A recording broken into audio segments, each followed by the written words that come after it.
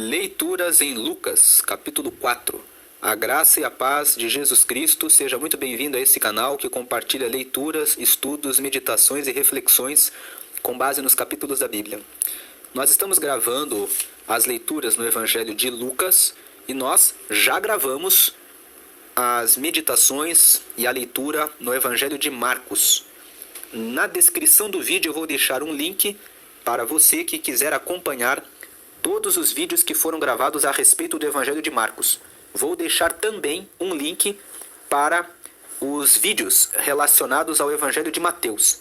E vou deixar ainda o link para os vídeos dessa playlist de Lucas, para que você possa acessar depois em um único link, por ordem, todos os vídeos, para que você possa acompanhar os vídeos um por um, pela ordem, para você que depois quiser fazer os estudos e acompanhar todos os vídeos a respeito desses evangelhos. Aqui no capítulo 4 de Lucas, nós vamos ver a tentação de Jesus, quando Jesus voltou para Nazaré, que foi a cidade onde ele cresceu. Jesus nasceu em Belém. Nós já vimos isso quando lemos o capítulo 1. Porém, ele foi criado por José e Maria em Nazaré, porque José e Maria habitavam na cidade de Nazaré. Quando Jesus, depois que saiu de Nazaré e começou a cumprir o seu ministério em outras terras e voltou para Nazaré, ele foi expulso de Nazaré. Não quiseram que ele ficasse na própria terra natal, onde ele havia crescido. Depois nós vamos ver um pouco sobre Jesus e o seu ministério na cidade de Cafarnaum. Cafarnaum foi a cidade em que Jesus desenvolveu a maior parte do seu ministério. Era lá que morava a sogra de Pedro, e nós vamos ler essas histórias nesse capítulo 4. Vamos aqui meditar. E Jesus, cheio do Espírito Santo, voltou do Jordão e foi levado pelo Espírito ao deserto. Vamos lembrar aqui que o capítulo 4 está relatando o que aconteceu com Jesus logo depois que ele saiu do batismo. No capítulo 3, Lucas conta que Jesus foi até o Rio Jordão, onde João Batista, que era o seu primo, estava batizando as pessoas em águas para o batismo de arrependimento. E depois que Jesus saiu das águas, o Espírito Santo desceu em forma corpórea de uma pomba sobre ele, e se ouviu uma voz no céu que disse: "Esse é o meu filho amado, em quem tenho me comprazido." Então, ele sai das águas e logo em seguida, o capítulo 4 começa nos relatando que Jesus, logo depois que saiu das águas, quando estava cheio do Espírito Santo, que ele recebeu logo depois que saiu do Rio Jordão, ele voltou do Jordão e foi levado pelo Espírito ao deserto. O que nós vemos é que o Espírito, aqui em letra maiúscula, significa o Espírito Santo.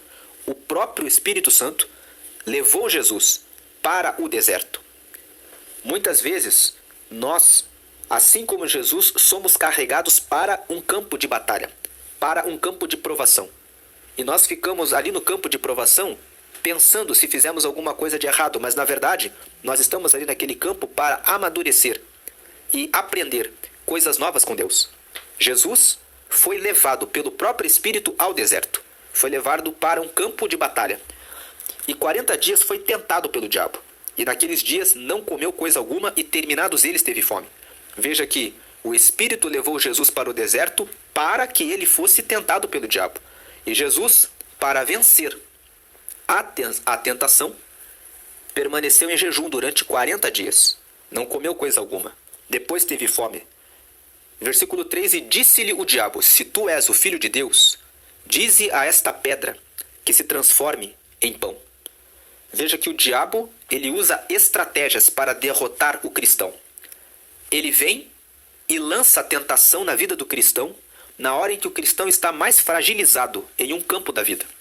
Na hora em que você está passando por uma dificuldade financeira, aparece aquela pessoa usada pelo diabo para dizer: se você é filho de Deus, por que você está passando por essa dificuldade? Se você realmente é filho de Deus, por que você tem menos do que eu? Quando na realidade o reino de Deus não é a respeito de coisas terrenas, não é sobre coisas materiais. Muitas vezes aquele que está passando por dificuldades e tribulações está forte na fé, está mais perto de Deus do que aquele que se julga mais rico, mais próspero e abençoado. Se uma pessoa tem posses materiais, isso significa apenas que ela tem posses materiais e nada mais. Significa que ela tem riqueza nessa terra. Mas isso não é um sinal de que ela está mais com Deus do que aquele que está passando por um momento de tribulação.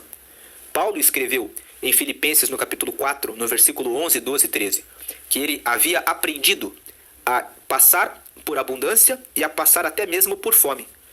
Porque ele havia aprendido que ele podia estar com Deus em todas as situações e ele disse: posso todas as coisas naquele que me fortalece.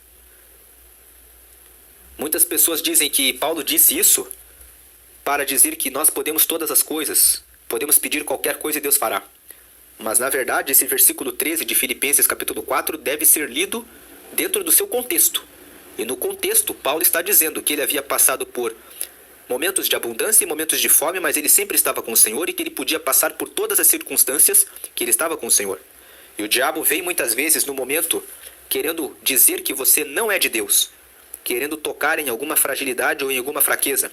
Mas Jesus não permitiu que o diabo reinasse. Veja o que Jesus disse. E Jesus lhe respondeu dizendo: escrito está que nem só de pão viverá o homem, mas de toda a palavra de Deus.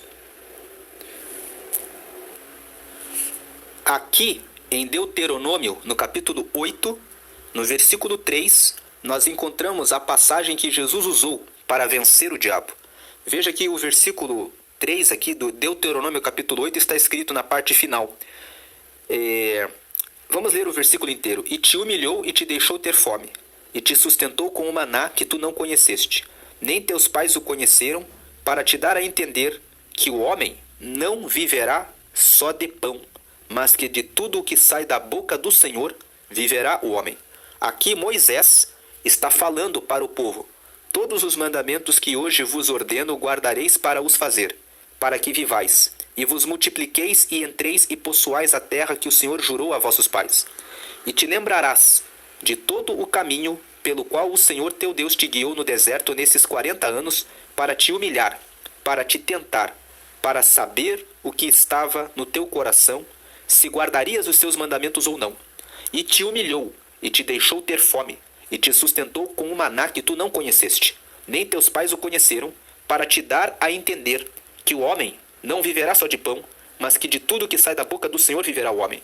Aqui, Deus estava usando Moisés para dizer ao povo que o tempo que eles haviam passado de 40 anos no deserto era para Deus provar o povo, antes deles poderem entrar na terra prometida, que era a terra de Canaã, uma boa terra, onde tudo que se plantava crescia e prosperava abundantemente.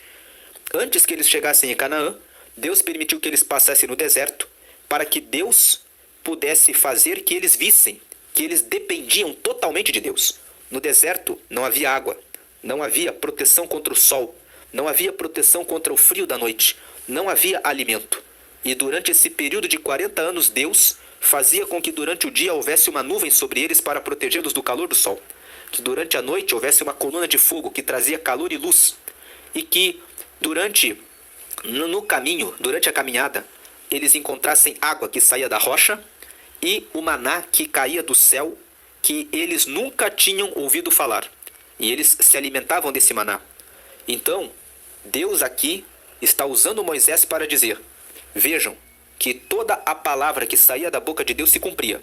Deus dizia que os protegeria, Deus dizia que daria água para eles, Deus dizia que daria comida para eles, e Deus realizava tudo o que dizia.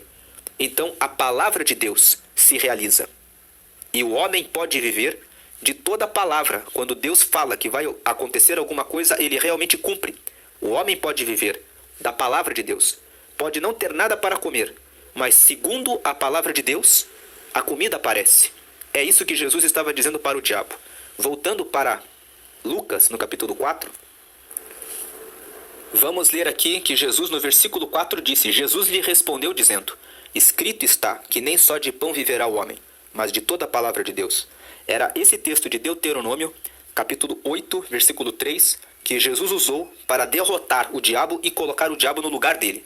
Jesus estava dizendo: não é você que vai dar uma ordem só porque eu estou num momento de fragilidade para querer me derrubar. Ponha-se no teu lugar. saia daqui, porque é a palavra de Deus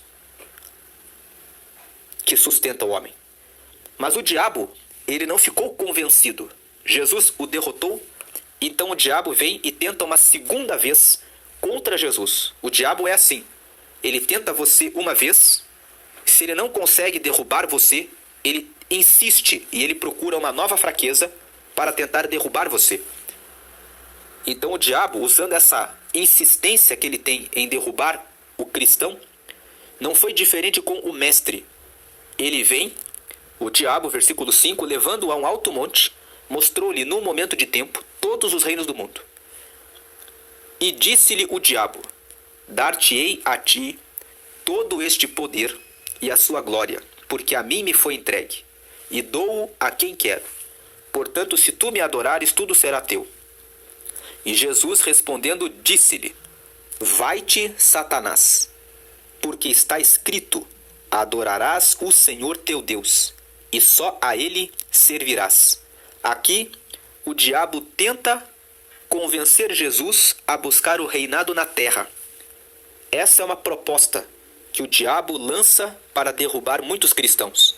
Ele lança o convite para que você consiga fama, para que você consiga poder, para que você consiga riquezas terrenas, para que você consiga reinos, dinheiro e glória na terra. E ele vem e tenta fazer Jesus ficar preso, acorrentado com a glória nesta terra.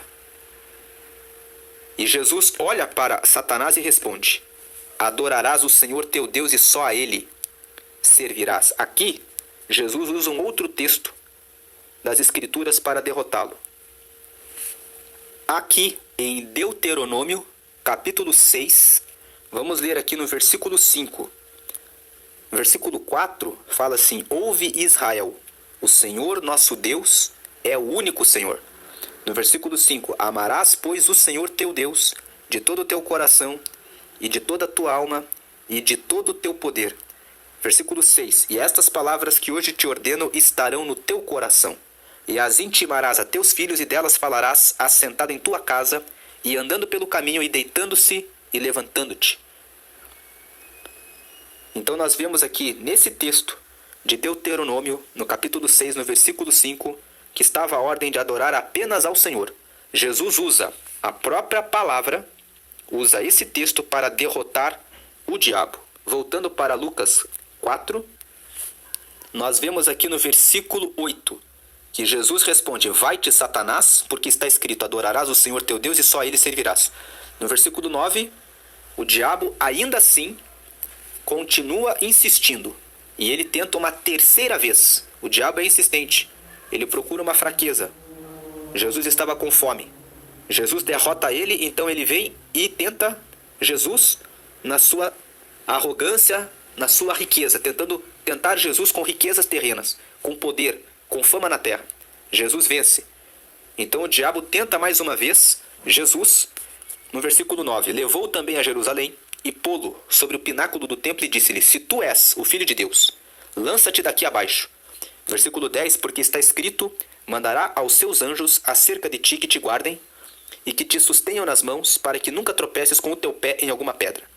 Esse texto que o diabo usou para enganar Jesus está escrito lá no Salmo 91.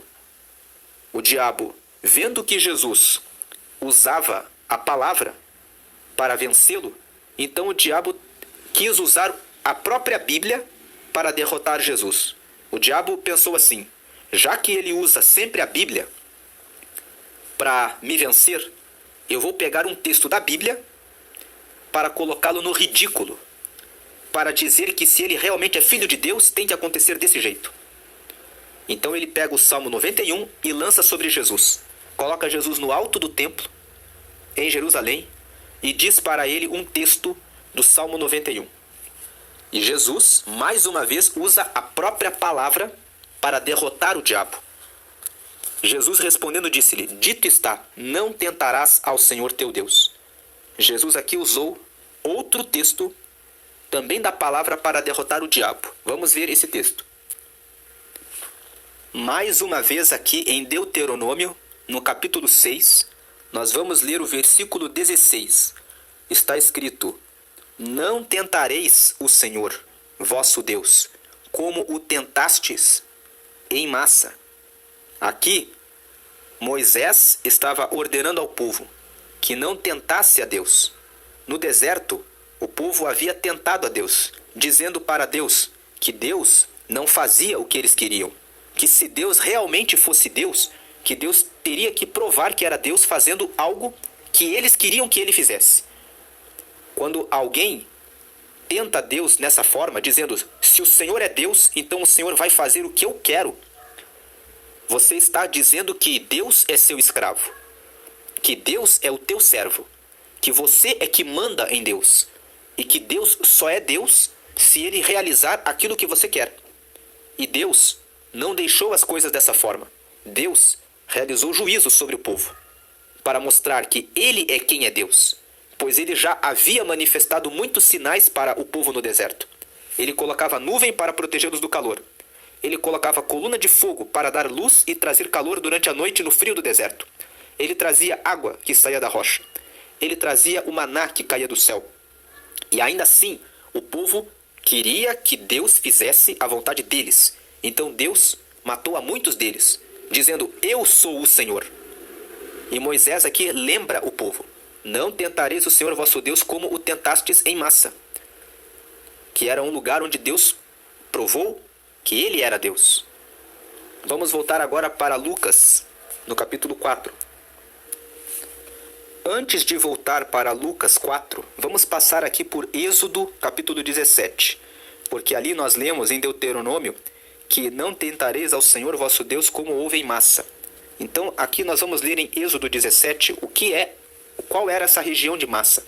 O que aconteceu foi o seguinte: no capítulo 16 de Êxodo, conta-se a história de que Deus derramava o maná, que era um pão que caía do céu para alimentar o povo no deserto. E aqui no capítulo 17, eles estavam no deserto de Sim, onde eles pegaram o maná, conforme o relato do capítulo 16. No capítulo 17 de Êxodo diz assim: depois que pegaram o maná no deserto de Sim, toda a congregação dos filhos de Israel partiu do deserto de Sim, pelas suas jornadas, segundo o mandamento do Senhor, e acamparam em Refidim. E não havia ali água para o povo beber. Então contendeu o povo com Moisés e disse: dá-nos água para beber. E Moisés lhes disse: por que contendeis comigo? Por que tentais ao Senhor? Veja, o povo poderia dizer para Moisés: ora a Deus, porque o nosso Deus é bom, e se você pedir, ele dará água. Mas ao invés do povo ser respeitoso com Deus, o povo disse: nós queremos água, e você tem que dar água para nós. Era como se eles dissessem: Deus tem que atender às nossas vontades. Então Moisés, vendo essa falta de respeito com Deus, disse para eles: por que vocês se contendem comigo? Por que vocês estão tentando a Deus? É como se vocês estivessem duvidando que Deus está cuidando de vocês. Tendo, pois, ali o povo sede de água, o povo murmurou contra Moisés e disse: por que nos fizeste subir do Egito para nos matares de sede a nós e aos nossos filhos e ao nosso gado? E clamou Moisés ao Senhor, dizendo: que farei a este povo? Daqui a pouco me apedrejarão. Então disse o Senhor a Moisés: passa diante do povo, toma contigo alguns dos anciãos de Israel, toma na tua mão a tua vara com que feriste o rio e vai. E eis que eu estarei ali, diante de ti, sobre a rocha, em Horebe, aqui é o monte Horebe. E tu ferirás a rocha, e dela sairão águas, e o povo beberá. E Moisés assim o fez, diante dos olhos dos anciãos de Israel. E chamou o nome daquele lugar Massá e Meribá, por causa da contenda dos filhos de Israel, e porque tentaram ao Senhor, dizendo: está o Senhor no meio de nós ou não? Então é desse episódio que lá em Deuteronômio, Moisés está falando: não façam como vocês fizeram lá em Massa, lá na região de Meribá.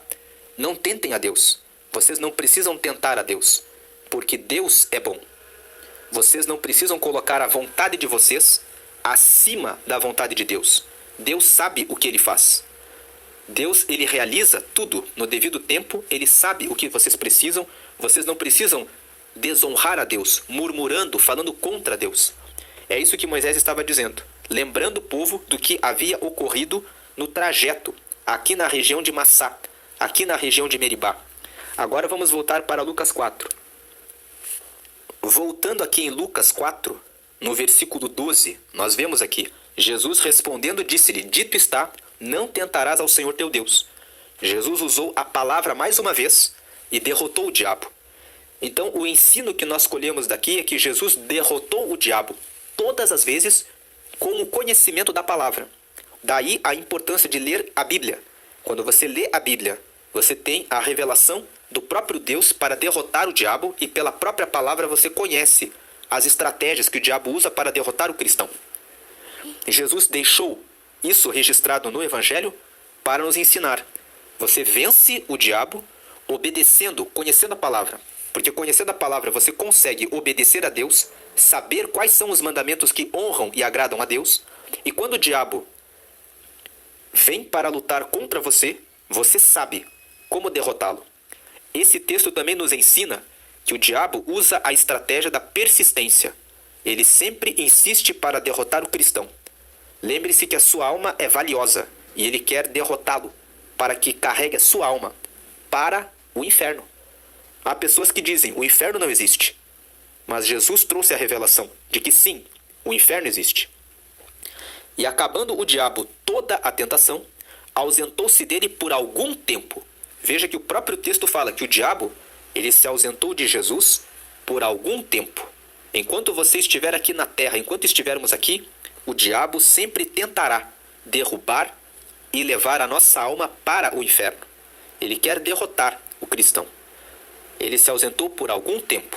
Nós vamos ver que depois, quando Jesus começa o ministério, o diabo foi aparecendo no caminho de Jesus, querendo entrar e influenciar as pessoas que não são influenciadas por Deus para derrotar Jesus, para se opor a Jesus, que é o que o diabo faz muitas vezes. Ele usa pessoas que não estão ligadas com o Espírito Santo, para que falem aquilo que ele lança no coração delas, contra o cristão. Paulo, revelando essa estratégia do diabo, ensinou em sua carta aos Efésios, no capítulo 6, no versículo 10, sobre a necessidade do cristão armar-se das armaduras de Deus, para poder estar firme no dia da tentação. E Paulo fala que é necessário tomar o capacete da salvação. O capacete cobre a cabeça, cobre o nosso raciocínio, o nosso cérebro, o nosso conhecimento. Precisamos ter o capacete da salvação. O conhecimento de que somos salvos e que a nossa vida aqui na terra é lutar pela nossa salvação. Ele fala que você deve carregar o escudo da fé.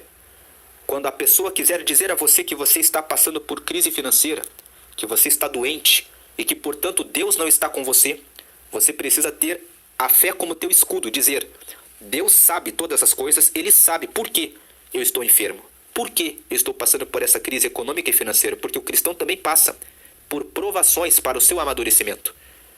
Então, com o escudo da fé, você não aceita essa afronta. E é necessário tomar a couraça da justiça. A couraça é uma capa que reveste o peito até o abdômen e também a parte das costas, para que você esteja protegido no seu coração de receber uma palavra que venha atacar as suas emoções. Muitas vezes o diabo ataca os jovens na questão do namoro, na questão da vida emocional, querendo colocar algum laço, algum homem ou alguma mulher que não está firme com Deus para que você tenha um relacionamento e depois seja ferido no seu coração, nas suas emoções. Muitas vezes o diabo usa um parente, um familiar que não está em Cristo para dizer uma palavra que fere, machuca o teu coração para derrotá-lo.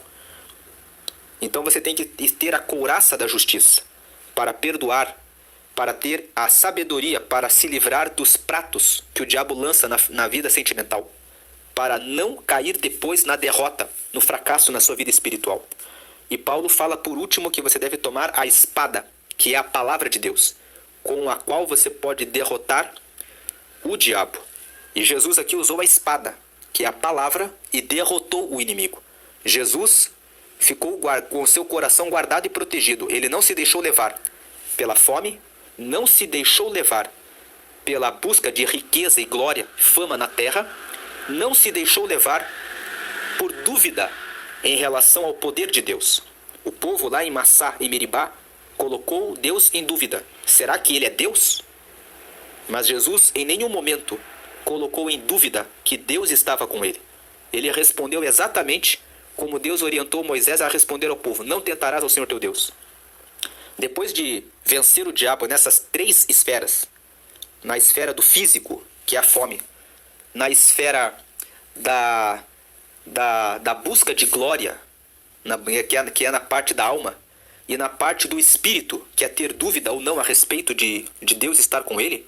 Veja, Jesus derrotou o diabo na esfera da parte física, na parte corporal. Ele derrotou o diabo na parte almática, na parte da mente, porque a mente dele ficou reservada para ficar com Deus e não buscar honra, glória, fama e poder nas coisas terrenas. E Jesus venceu ele na parte espiritual. Não ter dúvida, mas ter uma fé inabalável de que o Senhor está comigo. Eu não preciso tentar a Deus, de me lançar aqui do monte para que os anjos venham e me apanhem, porque eu sei que Deus está comigo. Então, pela virtude do Espírito, voltou Jesus para a Galileia. Galileia era a região onde Jesus havia crescido, era aquela região onde Nazaré, que era a cidade onde ele cresceu com José e Maria, ficava. E a sua fama correu por todas as terras em derredor. 15. E ensinava nas suas sinagogas, e por todos era louvado. E chegando a Nazaré, Galileia não era Nazaré, Galileia era uma região, como se fosse um estado. E Nazaré era uma cidade, a cidade em que Jesus cresceu. E Nazaré ficava nessa mesma região da Galileia. Jesus, quando saiu da tentação do deserto, ele voltou para a região da Galileia. E ficou pregando nas sinagogas por aquela região. E depois ele foi para Nazaré, que era a cidade onde ele cresceu. Mas ele foi para Nazaré, que era a cidade onde ele cresceu, depois de ter ensinado nas sinagogas nas regiões da Galileia e depois de ter crescido a sua fama. As pessoas reconheciam Jesus pela pregação da palavra e pelos milagres que ele operava. Então ele voltou para Nazaré. Quando ele chegou em Nazaré, onde ele fora criado, entrou num dia de sábado, segundo o seu costume, na sinagoga e levantou-se para ler. E foi-lhe dado o livro do profeta Isaías, e quando abriu o livro, achou o lugar em que estava escrito: O Espírito do Senhor é sobre mim, pois que me ungiu para evangelizar os pobres. Enviou-me a curar os quebrantados do coração, a apregoar liberdade aos cativos, a dar vista aos cegos, a pôr em liberdade os oprimidos, a anunciar o ano aceitável do Senhor. Esses 3 versículos, o 17, o 18 e o 19, que falam que Jesus abriu o livro do profeta Isaías e leu esses textos, correspondem a Isaías capítulo 61, versículos 1, 2 e 3. E o profeta Isaías foi o profeta messiânico, o profeta que mais anunciou que Jesus, que seria o Messias, haveria de vir. Quando Jesus entra na sinagoga em Nazaré, que é a cidade onde ele cresceu, e ele tem a oportunidade de ler a palavra, e ele abre em Isaías, no capítulo 61, e lê os versículos 1, 2 e 3, Jesus ali está dizendo: esse profeta Isaías, que revelou que o Messias receberia o Espírito do Senhor e viria para evangelizar os pobres, para curar os quebrantados de coração, para dar liberdade aos cativos e vista aos cegos e pôr em liberdade os oprimidos e anunciar o ano aceitável do Senhor, sou eu. Ele estava ali dizendo, revelando que ele era o Messias. Versículo 20, e cerrando o livro, fechando o livro e tornando a dá-lo ao ministro, assentou-se e os olhos de todos na sinagoga estavam fitos nele, estavam olhando para ele. E então começou a dizer-lhes: por que os olhos estavam fitos nele? Porque ele leu o texto e eles estavam esperando o que Jesus começaria a falar. Então Jesus começa dizendo assim: hoje se cumpriu esta escritura em vossos ouvidos. E todos lhe davam testemunho e se maravilhavam das palavras de graça que saíam da sua boca e diziam: não é este o filho de José? Veja que no versículo 21 Jesus fala: hoje se cumpriu esta escritura em vossos ouvidos. Jesus está dizendo: hoje se cumpriu essa profecia de Isaías. O Messias está aqui. Mas eles davam testemunho, se maravilhavam das palavras de graça que saíam da sua boca e diziam: não é este o filho de José? Eles percebiam que a palavra que Jesus anunciava tinha autoridade, que realmente eram palavras que vinham de Deus. Porém, como Jesus havia crescido em Nazaré, e eles conheciam José, que era o seu pai, aqui que ficou como pai que Deus deu para cuidar e educar de Jesus, do Jesus menino, ele lhes disse: sem dúvida me direis este provérbio: médico, cura-te a ti mesmo, faze também aqui na tua pátria tudo o que ouvimos ter sido feito em Cafarnaum. Jesus aqui está dizendo que ele tinha estado na cidade de Cafarnaum, e lá em Cafarnaum, que era a cidade próxima de Nazaré, Jesus havia realizado muitos milagres. Então as pessoas que estavam ali em Nazaré queriam colocar Jesus à prova, queriam dizer, faz as mesmas coisas que você fez lá, mas como que zombando de Jesus, porque Jesus era alguém que havia crescido entre eles. As pessoas têm dificuldades de aceitar que uma pessoa que cresceu junto com ela pode receber uma graça maior e pode realizar algo extraordinário. Isso não é só no aspecto espiritual aqui da história de Jesus. Quando você começa a se desenvolver e se destaca em uma profissão, abre uma empresa e começa a receber bastante riqueza de um lugar em que você era muito simples, as pessoas olham para você muitas vezes e colocam dúvida. Como que ele cresceu tanto? É assim que acontece no meio dos parentes, no meio dos familiares, e não foi diferente com Jesus. Olharam para Jesus e disseram, ele é apenas uma pessoa que cresceu entre nós. Veja que Jesus disse, em verdade vos digo, que nenhum profeta é bem recebido na sua pátria. Não é bem recebido, porque as pessoas têm dificuldades de aceitar que alguém que cresceu no meio deles se destacou e se revelou com tanta grandeza e poder. Isso não é só no espiritual, é também na parte material, em qualquer coisa em que você se destaque no meio do lugar em que você cresceu. Em verdade vos digo que muitas viúvas existiam em Israel nos dias de Elias, quando o céu se fechou por 3 anos e 6 meses, de sorte que em toda a terra houve grande fome. E a nenhuma delas foi enviado Elias, senão a Sarepta de Sidom, a uma mulher viúva. E muitos leprosos havia em Israel no tempo do profeta Eliseu, e nenhum deles foi purificado, senão Naamã, o Ciro. Veja que Jesus aqui está fazendo referência a passagens do Antigo Testamento, falando a respeito do livro de 1 Reis, quando conta que o profeta Elias decretou que não haveria chuva em Israel por 3 anos e 6 meses. E Deus mandou que ele fosse até a casa da viúva de Sarepta, e ali deu de comer a Elias. Depois, Jesus faz menção à história do profeta Eliseu, que foi o sucessor do profeta Elias, dizendo que, contando do episódio em que Eliseu disse para que Naamã fosse se lavar no Rio Jordão para ser curado da lepra. Jesus aqui está dizendo, sempre foi assim. Deus, por meio dos seus profetas, traz o milagre, mas o milagre não é para todos. O milagre só é para aqueles que confiam em Deus. O milagre é para a minoria, porque a grande maioria tem dúvida a respeito do poder de Deus.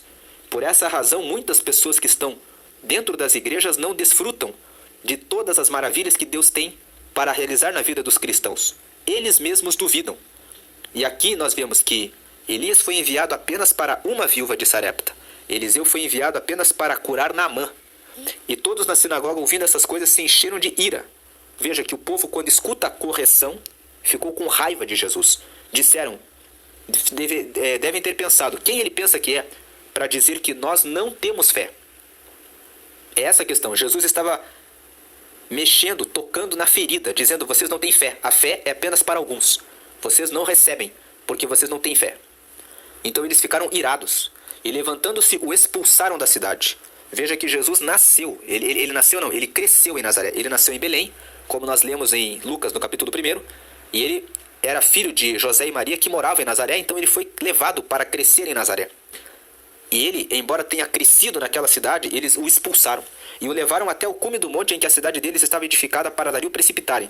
Veja que pensaram até mesmo em matar Jesus, porque ele falou a verdade para eles.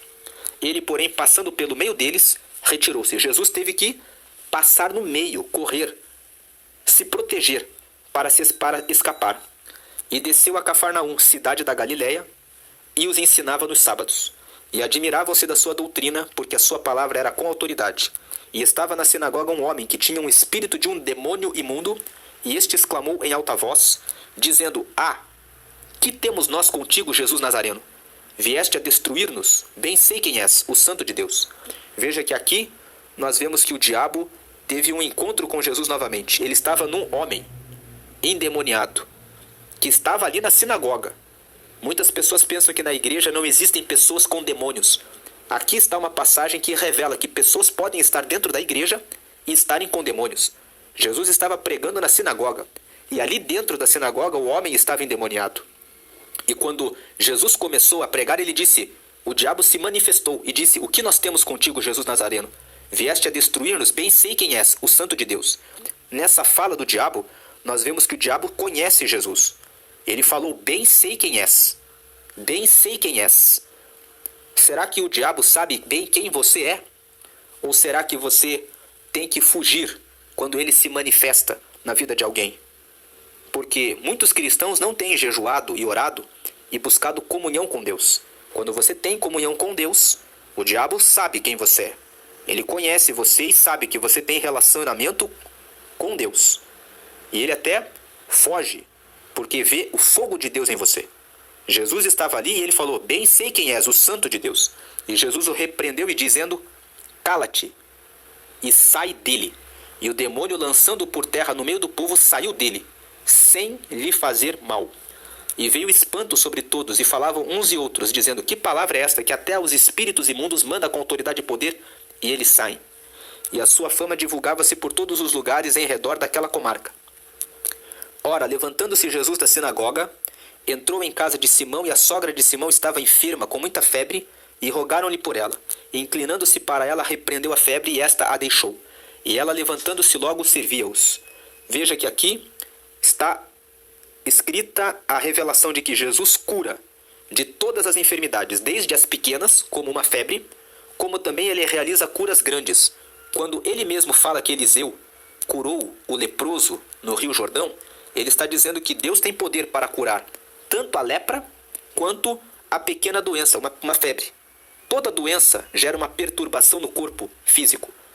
E Jesus levou sobre si as nossas enfermidades.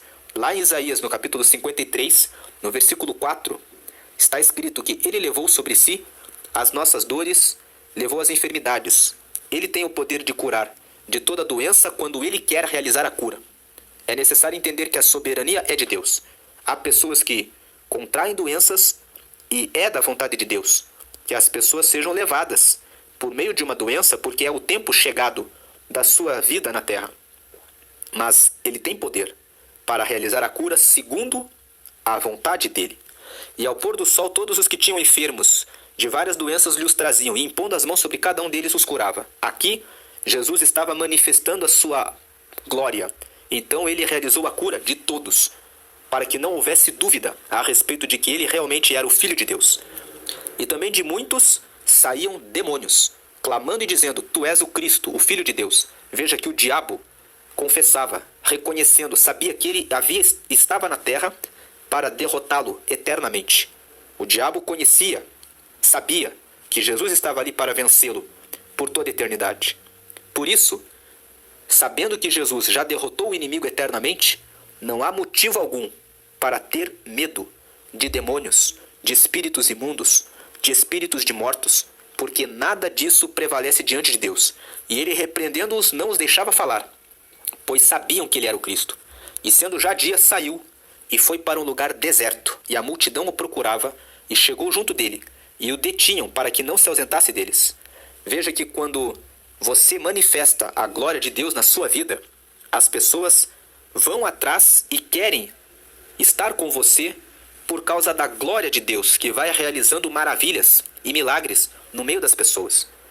Onde estão os cristãos que fazem a diferença e geram impacto na vida das pessoas para que as pessoas corram atrás das palavras de Jesus? Porque se houve muitas críticas a respeito dos evangélicos, dos cristãos, até mesmo dos padres, dizendo que todos são hipócritas por causa do mau exemplo de muitos. Mas Jesus aqui está mostrando, a leitura dessa passagem nos mostra, onde a glória de Deus se manifesta, o povo corre atrás, o povo está buscando, sedento, por lugares em que possa ouvir e receber a palavra de Deus. Muitas pessoas já não querem nem frequentar as igrejas, porque dizem que as igrejas são lugares onde a palavra de Deus não está, mas onde está a hipocrisia, a mentira, a falsidade, o engano, o roubo, a trapaça, o adultério, a prostituição. Por que isso? Como nós temos sido como igreja? Jesus foi para o deserto e o povo foi atrás, porque o povo está em busca da glória de Deus, o povo está em busca de onde receber a palavra de Deus, e chegaram-se junto dele. Quando nós estamos carregados da glória de Deus, as pessoas querem estar junto, elas querem se aproximar para alcançar a graça, para receber a virtude do Espírito Santo. E o detinham, veja que queriam que ele estivesse com eles, para que não se ausentasse deles. As pessoas estão em busca da glória de Deus, mas onde encontrar a glória de Deus? Ele, porém, lhes disse: também é necessário que eu anuncie a outras cidades o evangelho do reino de Deus, porque para isso fui enviado. Veja que Jesus aqui revela que ele sabia bem qual era o seu propósito: anunciar o evangelho por todos os lugares. Eu preciso ir a outras cidades. Para onde você, que está ouvindo essa mensagem, precisa ir? Para onde Deus quer que você vá? Você tem se colocado na presença de Deus para cumprir o propósito e o chamado para o qual Ele tem convocado você? E pregava nas sinagogas da Galileia. Jesus estava ali pregando e cumprindo o chamado e propósito para o qual ele havia sido chamado, e esse é o convite, o desafio que está posto sobre cada cristão, de cumprir o chamado e o propósito para o qual foi chamado por Deus. Que Deus abençoe a sua vida. Curta esse vídeo, comente sobre alguma coisa que você tenha sido tocado por Deus e também compartilhe com outros cristãos a respeito das estratégias do diabo. Nesse capítulo 4 nós vimos as estratégias, que o diabo é persistente, e vimos também que Jesus sabia bem quem ele era, para o que ele estava aqui na terra e estava disposto a cumprir o propósito. Que você seja ativado no reino de Deus para cumprir o chamado para o qual ele te convocou e te chamou. Que Deus fortaleça a sua vida para que você consiga realizar o projeto e a vontade de Deus. Deus abençoe a todos, fiquem na paz de Jesus. Amém, amém.